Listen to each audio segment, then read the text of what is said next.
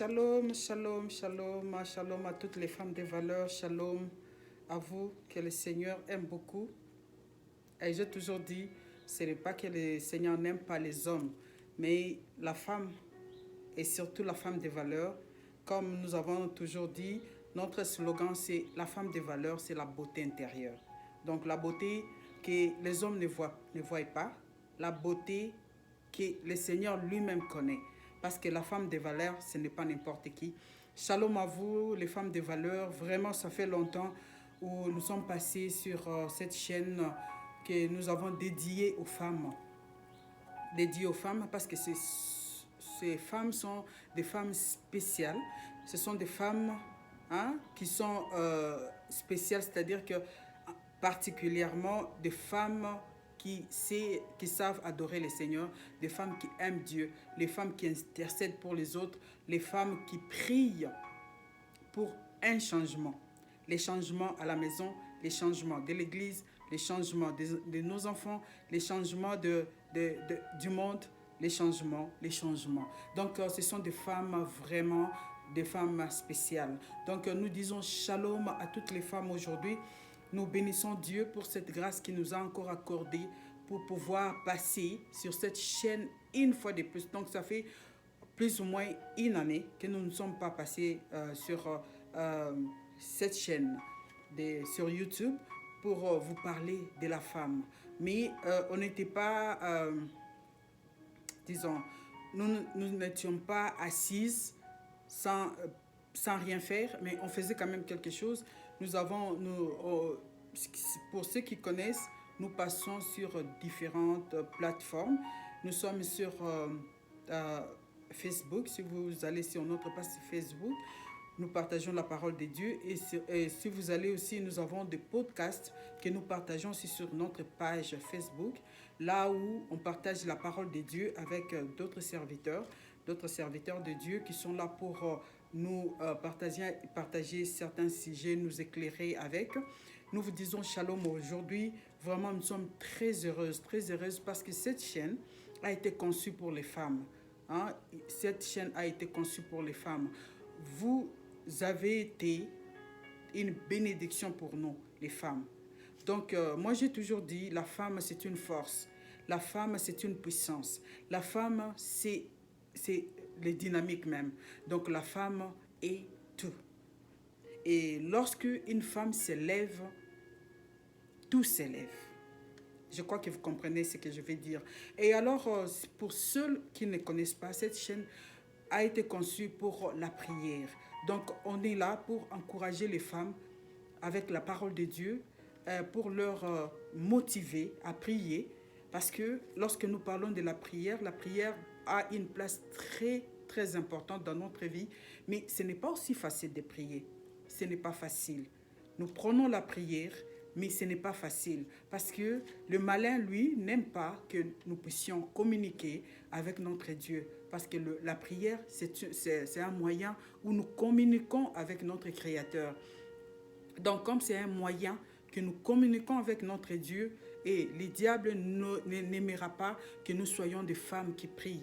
Actuellement, bien-aimés, je vois, il y a tellement de choses, des femmes sont fatiguées, il y a tellement de problèmes, il y a tellement de choses, mais il faut savoir que tu joues un rôle, femme, tu joues un rôle très capital dans les changements du monde, dans les changements, parce que le mal est entré par la femme.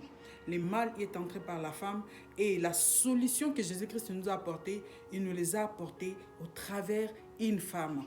Donc, shalom encore. Et nous vous encourageons, bien-aimés, de continuer à partager la parole de Dieu. Lorsque tu es béni par la parole de Dieu, ne garde pas ça pour toi-même. Parce qu'il faut savoir que la mission principale que le Seigneur nous a donnée, lorsque nous venons en Jésus-Christ, nous donnons nos cœurs à Jésus-Christ. La première mission que nous recevons, c'est d'aller faire des autres des disciples de Dieu. Donc ça, c'est très important. Et quand tu es la femme de valeur, donc tu es une femme qui partage aussi la parole de Dieu, tu es une femme de prière, tu es la femme qui propage la parole de Dieu au travers le monde. Alors aujourd'hui, je viens rapidement te partager quelque chose, t'encourager à prier, t'encourager à demeurer le genou fléchi, à demeurer dans la présence de Dieu. Parce que dans la présence de Dieu, c'est là où nous trouvons nos solutions. Alors je te partage aujourd'hui dans le livre de Jean, chapitre 10, là où nous parle du bon berger. Je t'invite, femme, d'aller lire ces passages, de les lire tout parce que nous n'avons pas le temps de lire cette parole. Mais là, on nous parle de quelqu'un qu'on appelle un berger. Jésus-Christ est le bon berger et les bons bergers. Hein, vous comprenez? Il est le bon berger. Comme vous le savez, dans l'histoire même du monde, j'aime bien partager ces passages, bien-aimés. Ça me donne tellement la force, ça me réconforte pour savoir que nous ne sommes pas seuls.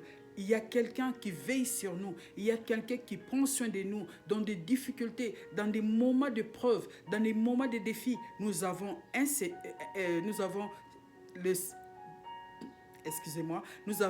un Dieu qui est toujours été à nos côtés pour nous garder, pour nous fortifier, pour nous rassurer, pour nous donner encore de l'espérance. C'est ce que le Seigneur fait avec nous depuis qu'il a quitté ce monde.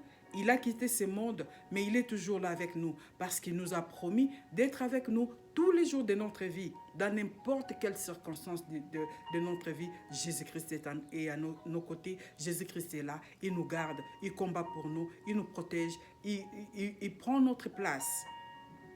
Ok? Donc, gloire au Seigneur. Alors, je disais, comme nous savons dans l'histoire du monde, nous avons nos bêtes. Il y a des personnes qu'on appelle des bergers.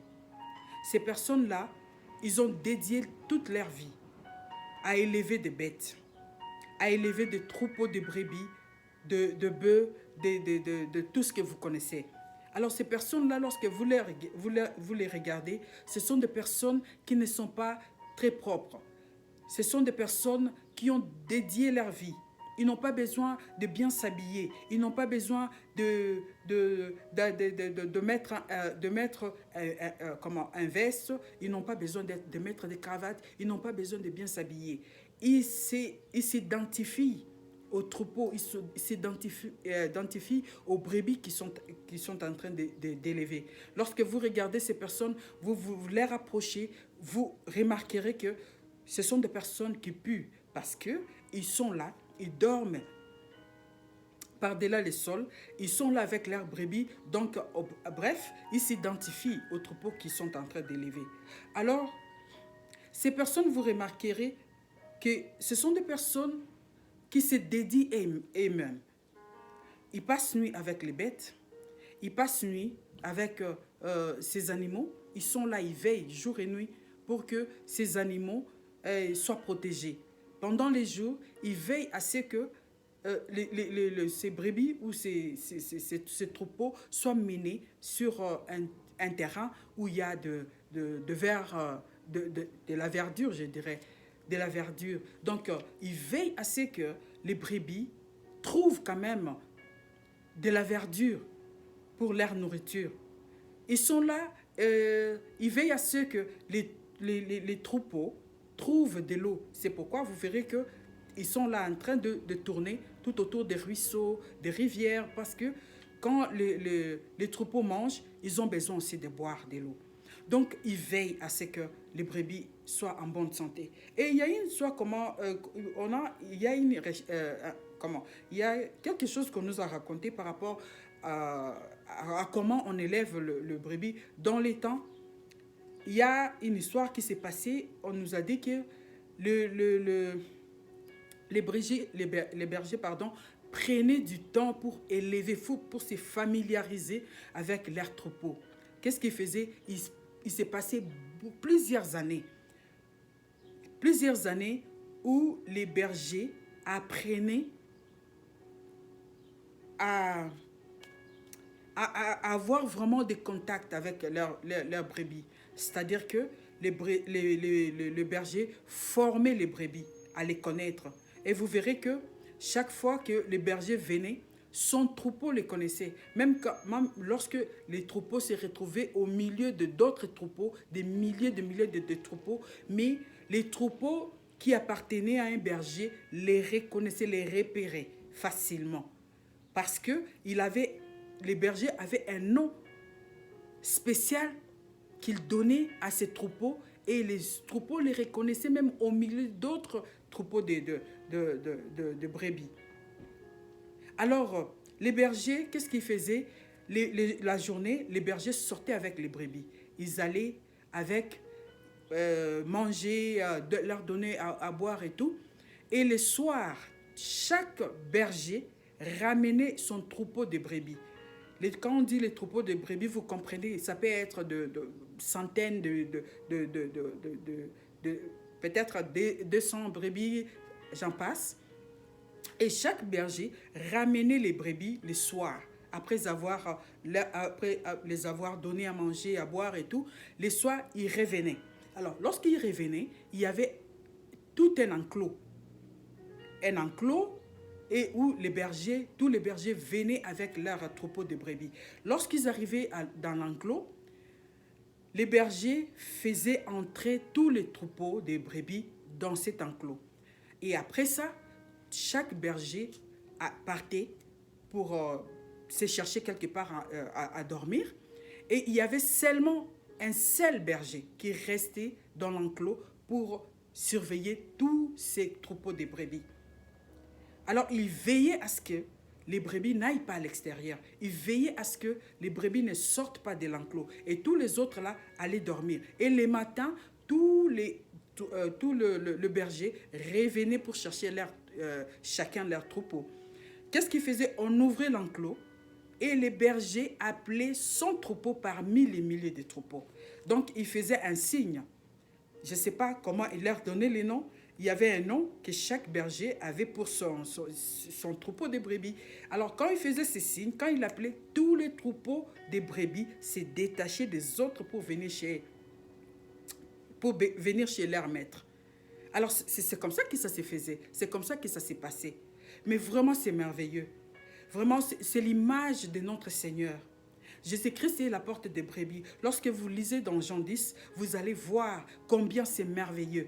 Il y avait tellement de bergers. Et les bergers qui restaient pour veiller sur tous ces troupeaux étaient les bergers principaux, qui est Jésus-Christ, qui veille sur ces troupeaux, qui veille sur ces brebis. Nous sommes tous, comme moi j'ai toujours dit, l'Église, ce n'est pas une dénomination. L'Église, c'est le membre du corps de Christ. Nous tous, avec nos dénominations, nous faisons partie du corps de Christ. Alors, Jésus-Christ est le principal berger. Il est le principal berger qui veille sur tous ces troupeaux. Il veille sur nous. Jésus-Christ veille sur ce troupeau. Et lorsque vous lisez, dans Jean 10, on vous dit que les voleurs ne viennent que pour dérober, détruire, égorger. Mais Jésus-Christ est venu pour que ces brebis aient la vie et qu'ils soient dans l'abondance. Il est venu, lui, c'est les bons bergers. Les bons bergers qui veillent sur ce troupeau. Et vous remarquerez, même dans le monde, les bergers, c'est difficile pour un berger qui est attaché à ses troupeaux ou à ses brebis. C'est difficile de lui enlever. Et lorsque nous regardons sur l'image de David, on nous dit que David, lorsqu'il veillait sur les brebis de son père, il veillait et lorsque les loups venaient, David se battait avec l'ours. Lorsqu'il s'est battu avec l'ours, et la Bible nous dit même qu'il a arraché les brebis dans le gueule du loup. Bien-aimé, aujourd'hui, bien-aimée femme, je viens t'encourager pour te dire que Jésus-Christ veille sur toi. Jésus-Christ est le bon berger. Nous voyons aujourd'hui combien nous avons des bergers, mais qui ne sont pas des bons bergers. De personnes qui sont venues seulement pour nous manger. Nous avons apparemment de bergers, mais ce sont des loups ravisseurs qui viennent pour détruire. Aujourd'hui, lorsque vous entrez dans des églises, vous verrez que les femmes sont des cibles de l'ennemi. Ce sont des cibles. Et les diables a les yeux sur la femme. Parce qu'elle sait que c'est par la femme que le mal est entré. Mais je te dis aussi qu'il y a une bonne nouvelle après ça, que c'est par la femme que la vie est entrée. La femme, tu es la vie. Tu es la vie. J'ai toujours dit, lorsque vous suivez toutes mes vidéos, vous remarquerez que j'ai toujours dit que la femme, là où il y a la femme, il y a la force. Là où il y a la femme, il y a la lumière. C'est la même chose, même là où il y a la femme, même dans la maison, quand la maman est là, c'est toute la maison qui est éclairée. C'est toute la maison qui a la vie. C'est toute la maison qui a la vie. Donc, nous devons être de bonnes femmes. Aujourd'hui, je viens pour t'encourager, pour te dire que Jésus-Christ veille sur toi. Mais il est mal en est que lorsque les principaux bergers restaient pour veiller sur le troupeau de brebis, les loups venaient, les lions venaient. Et la Bible nous dit que les voleurs rôdent comme un lion rugissant, cherchant qui dévorer. Et lorsque l'enclos est fermé, et vous verrez aussi que Jésus-Christ lui-même est la porte des brebis. Il est le bon berger qui veille sur les brebis. Il est aussi la porte des brebis. Il veille pour que le brebis n'aille pas à l'extérieur. Pendant les moments difficiles de ta vie, pendant que tout ne marche pas dans ta vie, sache que c'est à ces moments-là que les voleurs rôdent tout autour. Il veut te donner une solution. Il veut te donner une solution. Mais qui ne sont pas vraies. Qui n'est pas vraie. Une solution qui n'est pas vraie. Il attend seulement. Il est en train de rôder. Il a de bonnes paroles à l'extérieur. Il te souffle pour te dire que non, viens chez moi. Si là-bas ne marche pas, viens. Moi, je vais te donner la solution. Moi, je vais te dire ce que tu dois faire. Moi, je peux te dire, moi, je vais t'aider. Ici, c'est facile. Ici, tu n'auras pas à fournir des efforts. Et lorsque les brebis dans l'enclos entendent la voix du malin, du voleur, il cherche à aller. C'est là où il sera englouti. C'est là où il sera détruit. Maman, est-ce que tu as des oreilles à l'extérieur? Est-ce que tu as des oreilles qui écoutent l'ennemi à l'extérieur, qui te trompe? Puisqu'on nous dit que c'est un menteur. Ce qu'il dit n'est pas vrai. Il a des solutions apparentes. Il a des solutions apparentes et il t'attend. Lorsque tu vas accepter d'aller à l'extérieur de l'enclos, c'est là où tu seras détruit. C'est là où tu seras... Tu seras détruite. Mais Jésus-Christ veille sur la porte et sache bien que le Seigneur ne nous force pas de venir chez lui. Mais il nous dit, choisis la vie. Comme il a dit dans Deutéronome 10. Choisis la vie. Il met devant toi la vie et la mort, mais il te demande de choisir la vie. C'est toi-même qui choisis la vie. C'est toi-même qui choisis que ta maison marche. C'est toi-même qui choisis de prier. C'est toi-même qui choisis que ton mariage aille de l'avant. C'est toi qui fais ces choix. Et le Seigneur ne viendra que pour t'aider à accomplir ces choix. Alors je viens t'encourager, maman, je viens t'encourager, femme, à prier. Je viens t'encourager, je sais que c'est difficile, mais lorsque tu feras un pas et Jésus-Christ accomplira le reste. Que Dieu vous bénisse. À la prochaine.